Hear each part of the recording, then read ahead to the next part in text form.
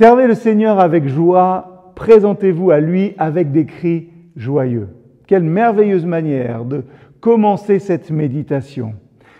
Ce verset, j'aurais pu y ajouter aussi celui que vous connaissez bien. « Moi et ma maison, nous servirons le Seigneur » Josué 24, verset 15. Qu'est-ce que ça signifie quand on met ces deux versets ensemble? « Moi et ma maison, nous servirons le Seigneur » et « servez le Seigneur avec joie, avec des cris joyeux ». Eh bien, cela signifie faire ce qu'il dit d'une manière qui montre combien Dieu est précieux pour nous en lui-même.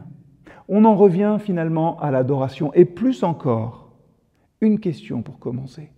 Comprenez-vous votre obéissance comme une composante essentielle, centrale de votre adoration? Servir le Seigneur avec joie, ça signifie aussi se soumettre à lui, obéir d'une manière qui le rend excitant pour les autres aussi. Notre obéissance, notre service est aussi une composante de notre témoignage autour de nous. Alors il existe des façons de se soumettre à Dieu, je l'ai déjà dit, qui ne l'honorent pas, qui ne rendent pas un bon témoignage, qui ne donnent pas envie de le suivre, et ce n'est pas ce genre de service que Dieu nous demande. Ce n'est pas ce service que le Seigneur comprend quand il dit « venez avec lui avec des cris joyeux ». Oui, je sais, parfois on est fatigué et il faut louer à 8 heures un dimanche matin avec le sourire. Dédicace à tous ceux et celles qui nous conduisent dans l'adoration chaque dimanche.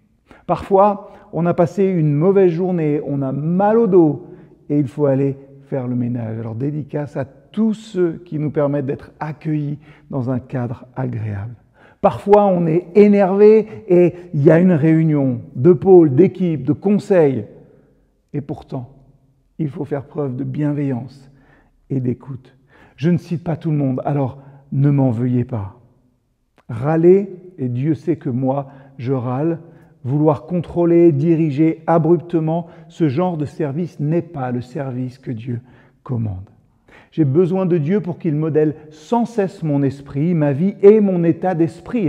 Le type de service qui témoigne et adore Dieu, c'est un service consacré, c'est-à-dire qui sert Dieu en recevant constamment de lui.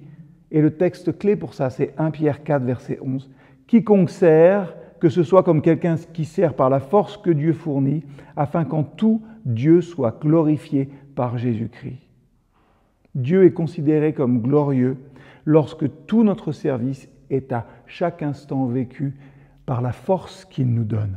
Nous recevons cette provision de Dieu par la foi. C'est-à-dire que nous avons confiance qu'à chaque instant, ce dont nous avons besoin en le servant, il va nous le donner.